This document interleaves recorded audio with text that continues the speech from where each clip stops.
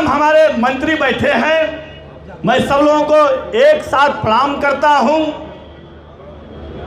और 2-3 बातें कह के अपनी बात को खत्म करता हूं, क्योंकि बहुत लोग बोलने वाले हैं। यहां पर हमारे सैनिक प्रकोष्ठ के लोग बैठे हैं। यह भारतीय जनता पार्टी के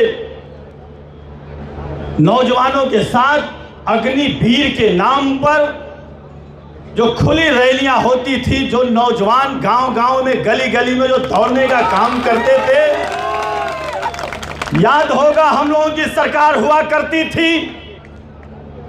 अपने विधानसभा सैयद राजा में, अपने गांव में, धानापुर आवाजापुर में 1.5 लाख बच्चों को दौड़ाकर सेना भर्ती करवाने का काम हम लोग करने का काम किए थे।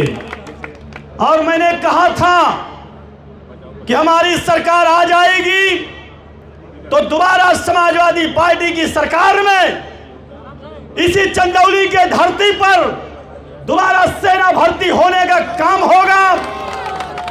यही जो आज फिर चुनाव लड़ रहे हैं, मुझे समझ में नहीं आ रहा है कि भारतीय जनता पार्टी ऐसे लोगों को टिकट कैसे दे दी। ये फिर चुनाव लड़ने आ गए।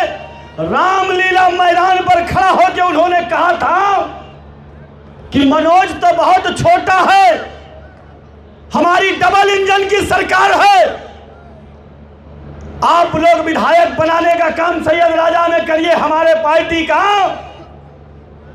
हम लोग सेना भर्ती करवाने का काम करेंगे। जनता सोची कैबिनेट के मिनिस्टर हैं, बहुत बड़े मंत्री हैं, यह बोल रहे होंगे तो झूठ तो नहीं बोल रहे होंगे।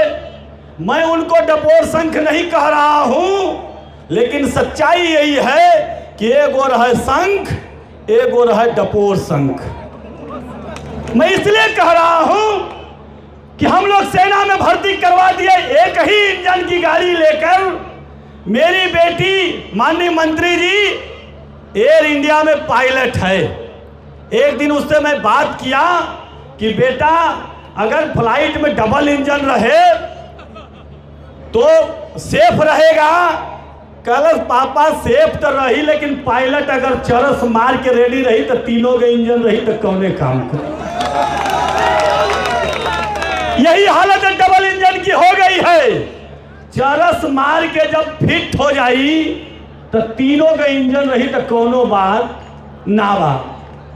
याद होगा हम लोगों की सरकार थी, वही बेटी जिस बेटी की मैं बात करता हूं उस मंच पर भाषण देने का काम की थी, और वह बोली कि पापा हमारी बहनों के लिए आपने क्या किया। तो सैयद राजा में बालिका डिग्री कॉलेज बनवाने का काम मैं किया था जब हमारी सरकार हुआ करती थी। तो